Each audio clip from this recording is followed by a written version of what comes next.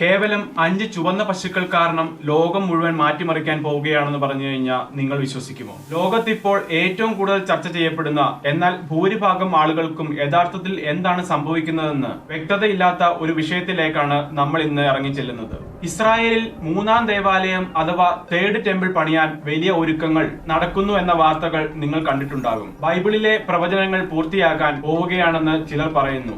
എന്നാൽ ഇതൊരു കേവലം മതപരമായ വിശ്വാസം മാത്രമാണോ, അതോ ഇതിന് പിന്നിൽ വലിയ ഭൂരാഷ്ട്രീയ നീക്കങ്ങളുണ്ടോ? ഈ വീഡിയോയുടെ അവസാന ഭാഗത്ത് നമ്മൾ വെളിപ്പെടുത്താൻ പോകുന്ന ഒരു പ്രധാന വസ്തുതയുണ്ട്. എന്തുകൊണ്ട് ശാസ്ത്രജ്ഞരും ചരിത്രകാരന്മാരും ലോക നേതാക്കളും ഈ ഒരൊറ്റ കാര്യത്തെ ഇത്രയധികം ഭയത്തോടും ആകാംക്ഷയോടും ഉറ്റുനോക്കുന്നത് എന്ന് നിങ്ങൾക്ക് അപ്പോൾ മനസ്സിലാകും. ആ സത്യം നിങ്ങളെ തീർച്ചയായും അത്ഭുതപ്പെടുത്തും. അതുകൊണ്ട് ഒരു സെക്കൻഡ് പോലും സ്കിപ്പ് ചെയ്യാതെ ഈ അന്വേഷണം പൂർണ്ണമായി കാണുക. നമ്മൾ ഇന്ന് ജീവിക്കുന്നത് വാർത്തകൾ വളരെ വേഗത്തിൽ പ്രചരിക്കുന്ന ഒരു ലോകത്താണ്. ഇന്റർനെറ്റിലും സോഷ്യൽ മീഡിയയിലും ഇസ്രായേലിനെയും ജെറുസലേമിനെയും കുറിച്ച് ഒരുപാട് പ്രചരണങ്ങൾ നമ്മൾ ദിവസവും കാണാറുണ്ട്.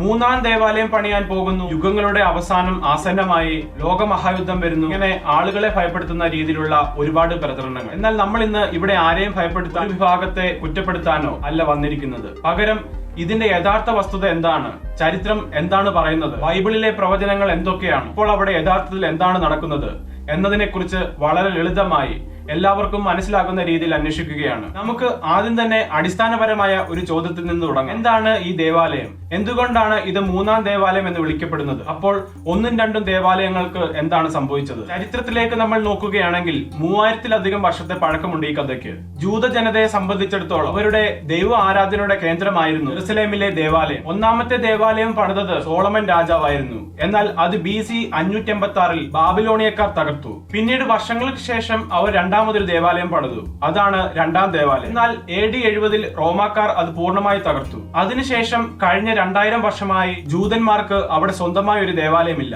എന്നാൽ അവരുടെ വിശ്വാസം അനുസരിച്ച് ഒരു നാൾ അവർ അവിടെ 3-ാം ദേവാലയം പുനർനിർമ്മിക്കും. ഇവിടെയാണ് നമ്മുടെ അന്വേഷണം ചൂടുപിടിക്കുന്നത്. എന്തുകൊണ്ടാണ് ഇപ്പോൾ ഈ വിഷയം വീണ്ടും ലോക ശ്രദ്ധ നേടുന്നത്? ഇത്രയും വർഷങ്ങൾക്ക് ശേഷം പെട്ടെന്ന് എന്തിനാണ് അവർ 3-ാം ദേവാലയത്തെ കുറിച്ച് സംസാരിക്കുന്നത്? ഇന്ന് ജെറുസലേമിൽ എന്താണ് സംഭവിക്കുന്നത് എന്ന് വ്യക്തമായി മനസ്സിലാക്കണമെങ്കിൽ നമ്മൾ ആദ്യം 3000 വർഷം പുറകോട്ട് സഞ്ചരിക്കണം. ബൈബിളിൽ നമ്മൾ വായിക്കുന്ന സോളമൻ രാജാവ് അദ്ദേഹത്തിന്റെ ഭരണകാലത്താണ് ജെറുസലേമിലെ മോറിയ മലനിരകളിൽ ആദ്യത്തെ ദേവാലയം നിർമ്മിക്കപ്പെടുന്നത്. BC 957-ലാണ് ഇതിന്റെ നിർമ്മാണം പൂർത്തിയാകുന്നത് എന്നാണ് ചരിത്രരേഖകൾ പറയുന്നത്. ഇത് വെറും ഒരു കെട്ടിടമായിരുന്നില്ല. ജൂത വിശ്വാസം അനുസരിച്ച് ദൈവത്തിന്റെ സാന്നിധ്യം വസിച്ചിരുന്ന നിയമപെട്ടകം സൂക്ഷിച്ചിരുന്നത് ഇവിടെയായിരുന്നു. അവരുടെ ദേശീയവും ആത്മീയവുമായ ജീവിതത്തിന്റെ കേന്ദ്രബിന്ദു. എന്നാൽ ഈ പ്രൗഢി അധികകാലം നീണ്ടു നിന്നില്ല. BC 556-ൽ ബാബിലോണിയൻ രാജാവായ നെബൂഖദ്നേസർ ജെറുസലേം ആക്രമിച്ചു. ആ മനോഹരമായ ദേവാലയം അവർ തല്ലിത്തകർത്തു, തീ വെച്ച് നശിപ്പിച്ചു. ജൂതന്മാരെ തടവുകാരായി ബാബിലോണിയയിലേക്ക് പിടിച്ചുകൊണ്ടു പോവുകയും ചെയ്തു. ഇതായിരുന്നു അവരുടെ ചരിത്രത്തിലെ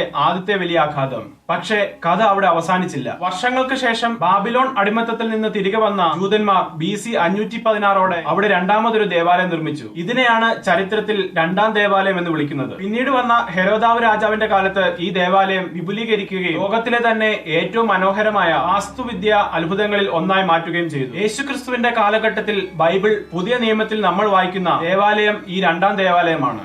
എന്നാൽ ചരിത്രം വീണ്ടും ആവർത്തിച്ചു.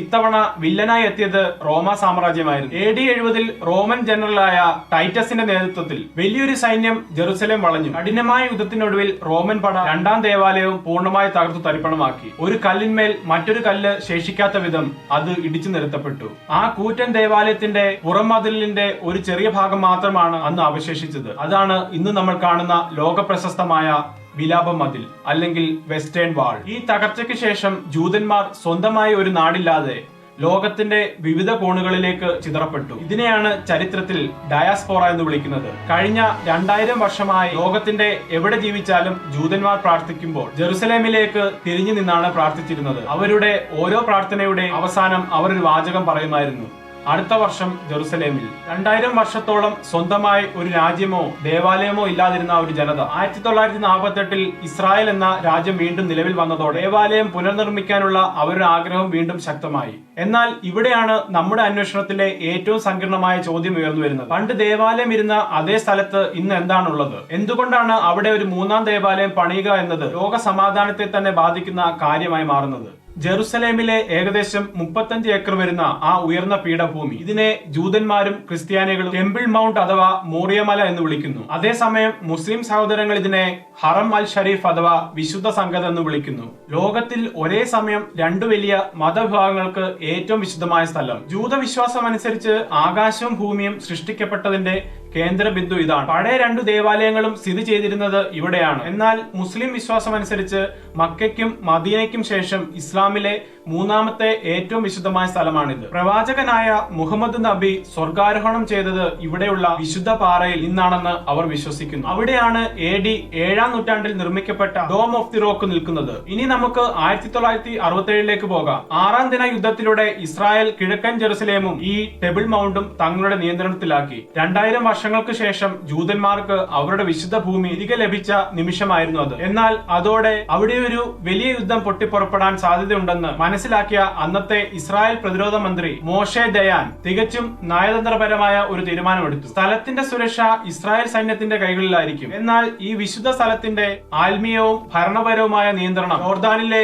ഇസ്ലാമിക് വഖഫ് ബോർഡിന് നൽകി. ഇതിനെയാണ് അന്താരാഷ്ട്ര തലത്തിൽ സാറ്റ്സ്കോ എന്ന് വിളിക്കുന്നത്. ഈ കരാർ പ്രകാരം മുസ്ലിംസിന് ഇവിടെ വന്ന് പ്രാർത്ഥിക്കാം. മുസ്ലിം അല്ലാത്തവർക്ക് അവിടെ സന്ദർശനം നടത്താം. പക്ഷേ പ്രാർത്ഥിക്കാൻ അനുവാദമില്ല. വിലാപം അതിൽ മാത്രമാണ് ജൂതന്മാർക്ക് പ്രാർത്ഥിക്കാനുള്ള അനുമതിയുള്ളൂ. ജൂത പ്രവചനങ്ങളും വിശ്വാസങ്ങളും അനുസരിച്ച് മൂന്നാം ദേവാലയം പണിയേണ്ടത് പണ്ട് സോളമന്റെയും ഹെരോദാവിന്റെയും ദേവാലയം നിന്ന അതേ കൃത്യമായ സ്ഥലത്താണ്. എന്നാൽ ആ സ്ഥലത്താണ് ഇന്ന് ഡോം ഓഫ് ദി റോക്ക് ഉള്ളത്. അപ്പോൾ ചോദ്യം ഇതാണ്, അവിടെ നിലവിലുള്ള പള്ളികൾക്ക് കേടുപാടുകൾ വരുത്താതെ ഒരു മൂന്നാം ദേവാലയം പണിയാൻ സാധിക്കുമോ? അതോ ഈ പ്രശ്നം ലോകമഹായുദ്ധത്തിലേക്ക് വഴിവെക്കും? ഇത്രയും വലിയ ഭൂരാഷ്ട്രീയ സങ്കീർണതകൾ നിലനിൽക്കുമ്പോഴും ഇസ്രായേലിൽ ചില ആളുകൾ ഈ മൂന്നാം ദേവാലയം പണിയാൻ വേണ്ടിയുള്ള തയ്യാറെടുപ്പുകൾ നിശബ്ദമായി ആരംഭിച്ചു കഴിഞ്ഞിട്ടുണ്ട് എന്ന് പറഞ്ഞാൽ നിങ്ങൾ വിശ്വസിക്കുമോ? വെറും ഒരു സ്വപ്നം കാണൽ മാത്രമല്ല ദേവാലയത്തിന്റെ പ്ലാനുകൾ, പുരോഹിതന്മാരുടെ വസ്ത്രങ്ങൾ, ആരാധനാപാത്രങ്ങൾ എന്നിവയെല്ലാം അവർ ഉണ്ടാക്കി വെച്ചിട്ടുണ്ട്. മൂന്നാം ദേവാലയം പണിയുക എന്നത് ഒരു കേവല ആഗ്രഹം മാത്രമാണോ? അതോ അതിനായി പ്രായോഗികമായ നീക്കങ്ങൾ നടക്കുന്നു? ഈ ചോദ്യത്തിന്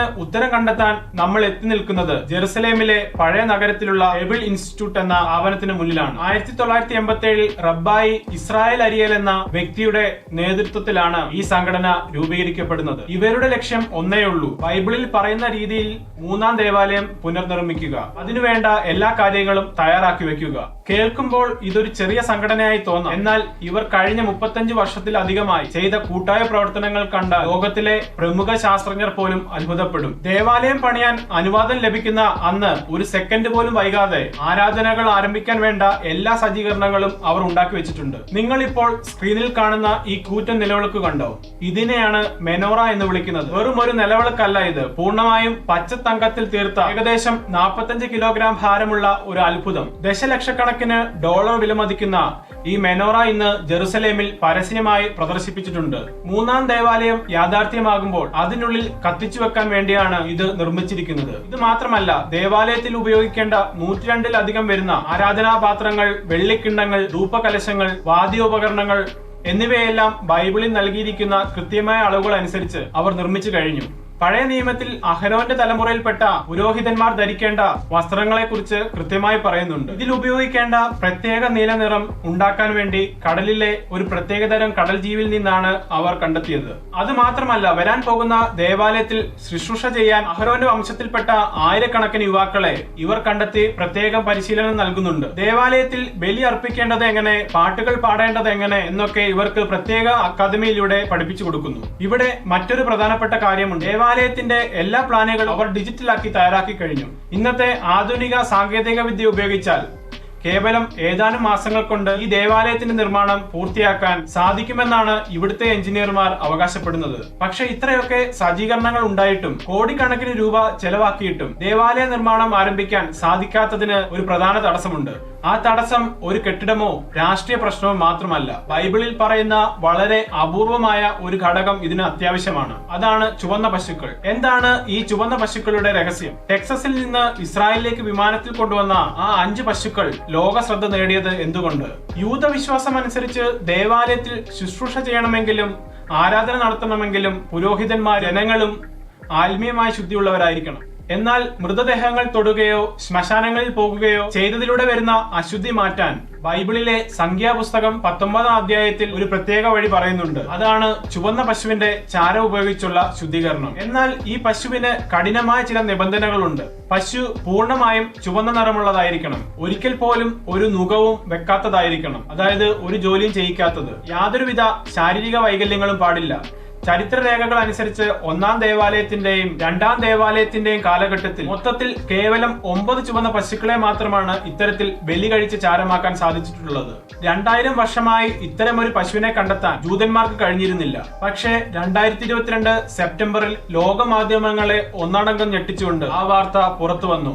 അമേരിക്കയിലെ ടെക്സസിലുള്ള ഒരു ക്രിസ്ത്യൻ കർഷകന്റെ ഫാമിൽ നിന്ന് തികച്ചും അപാകതകളില്ലാത്ത 5 ചുവന്ന പശുക്കിടാങ്ങളെ ടെബിൾ ഇൻസ്റ്റിറ്റ്യൂട്ട് ഇസ്രായേലിലേക്ക് ഇറക്കുമതി ചെയ്തു. പ്രത്യേക എയർലൈൻ വിമാനത്തിൽ വൻതുക ചെലവഴിച്ചാണ് ഇവയെ ഇസ്രായേലിലേക്ക് എത്തിച്ചത്.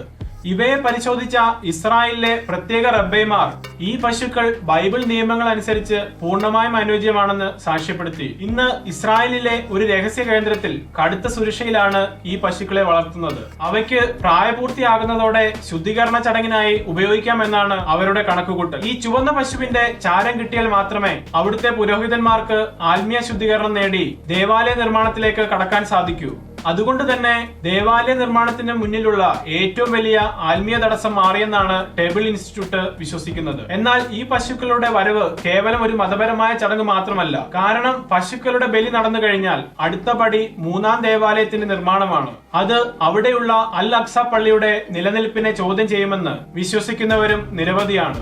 ഇതുവരെ നമ്മൾ കണ്ടത് ഭൂമിയിലെ ഭൗതികമായ ഒരുക്കങ്ങളാണ്. എന്നാൽ ബൈബിളിലെ പ്രവചനങ്ങളിലേക്ക് നമ്മൾ നോക്കുമ്പോൾ കാര്യങ്ങൾ ഇതിലും ഗൗരവമുള്ളതായി മാറുന്നു. പുതിയ നിയമത്തിലും പഴയ നിയമത്തിലും 3-ാം ദേവാലയത്തെക്കുറിച്ച് എന്താണ് പറയുന്നത്? ക്രിസ്തീയ വിശ്വാസത്തിൽ അവസാന കാലഘട്ടത്തിൽ 3-ാം ദേവാലയം ഒരു നിർണായക ഘടകമാണ്. ഒന്നാമതായി ദാനിയേലിന്റെ പ്രവചനം. പഴയ നിയമത്തിലെ ദാനിയേൽ പ്രവാചകന്റെ പുസ്തകം 9-ാം അധ്യായത്തിൽ ഭാവിയിൽ വരുന്ന ഒരു ഭരണാധികാരി ലോകത്തിൽ ഒരു വ്യാജ സമാധാന കരാർ ഉണ്ടാക്കുമെന്നും ദേവാലയത്തിലെ ബലികളും അർപ്പണങ്ങളും നിർത്തിവെപ്പിക്കുമെന്നും പറയുന്നു. രണ്ടാമതായി പുതിയ നിയമത്തിൽ പൗലോസ് അപ്പോസ്തലൻ തെസ്സലോനിക്കർ 2-ാം അധ്യായം 4-ാം വാക്യത്തിൽ വ്യക്തമായി പറയുന്നു, ദൈവത്തിന്റെ ആലയത്തിൽ ഇരുന്നു കൊണ്ട് താൻ തന്നെ ദൈവമാണെന്ന് കാണിക്കുന്ന നാശത്തിന്റെ മകൻ വരും. അപ്പോൾ അന്തിക്രിസ്തു വന്നിരിക്കണമെങ്കിൽ അവിടെ ഒരു ദേവാലയം ഉണ്ടായിരിക്കണം എന്നത് യുക്തിപരമായ ക്രിസ്തീയ പണ്ഡിതന്മാർ ചൂണ്ടിക്കാണിക്കുന്നു. മൂന്നാമതായി വെളിപ്പാട് പുസ്തകം 11-ാം അധ്യായത്തിൽ യോഹന്നാനോട് ദൈവത്തിന്റെ ആലയം അളന്നു തിട്ടപ്പെടുത്താൻ ദൈവം ആവശ്യപ്പെടുന്നുണ്ട്. അതായത് ക്രിസ്തീയ എസ്തറ്റോളജി അഥവാ അവസാനകാല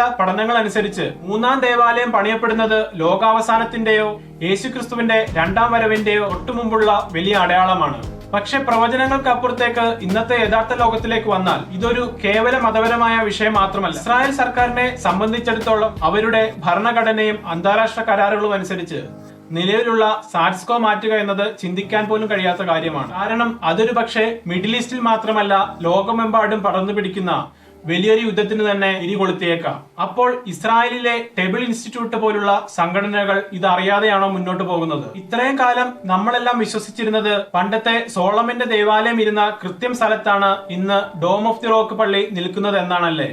ചരിത്രരേഖകളും ഉപഗ്രഹ ചിത്രങ്ങളും പുരാതന കല്ലുകളുടെ ഘടനയും പരിശോധിച്ചപ്പോൾ പണ്ടത്തെ ദേവാലയത്തിന്റെ അത്യന്ത വിശുദ്ധ സ്ഥലം സ്ഥിതി ചെയ്തിരുന്നത് ഇന്നത്തെ ഡോം ഓഫ് ദി റോക്കിന്റെ കൃത്യം മുകളിലല്ല. പകരം അതിനു തൊട്ടടുത്ത് വടക്കുവശത്തുള്ള ഡോം ഓഫ് ദി സ്പിരിറ്റ്സ് എന്ന് വിളിക്കുന്ന ഒരു ചെറിയ മണ്ഡപം നിൽക്കുന്ന സ്ഥലത്താണ്. ഈ പറഞ്ഞതിന്റെ അർത്ഥം എന്താണെന്ന് മനസ്സിലായോ? അൽ അക്സ പള്ളിക്ക് തൊട്ടടുത്ത് തന്നെ 3-ാം ദേവാലയം പണിയാൻ സാധിക്കും. അതായത് ഒരേ ടേബിൾ മൗണ്ടിൽ പള്ളിയും ദേവാലയം വശങ്ങളിലായി ഒരുമിച്ച് നിൽക്കുന്ന ഒരവസ്ഥ. ബൈബിൾ പ്രവചനങ്ങളും ആധുനിക ആർക്കിയോളജിസ്റ്റ് പഠനങ്ങളും ഒരേ ബിന്ദുവിൽ സംഗമിക്കുന്ന ഈ അത്ഭുതകരമായ കണ്ടെത്തലാണ് ലോക നേതാക്കളെയും സയന്റിസ്റ്റുമാരെയും ഒരേപോലെ ആകാംക്ഷഭരിതരാക്കുന്നത്. 3-ാം ദേവാലയം നാളെ പണിയപ്പെടുമോ? അതോ ഇതൊക്കെ കേവലം വിശ്വാസങ്ങളെയും രാഷ്ട്രീയത്തിന്റെയും ഭാഗമായി മാത്രം അവശേഷിക്കുമോ? ഉത്തരം കാലം നൽകേണ്ട ഒന്നാണ്. എന്നാൽ ഒന്ന് വ്യക്തമാണ്, ജെറുസലേം എന്ന ഈ ചെറിയ നഗരവും അവിടുത്തെ 35 ഏക്കർ വരുന്ന ഈ ഭൂമിയും ലോകത്തിന്റെ ശ്രദ്ധാകേന്ദ്രമായി തുടരുകയാണ്.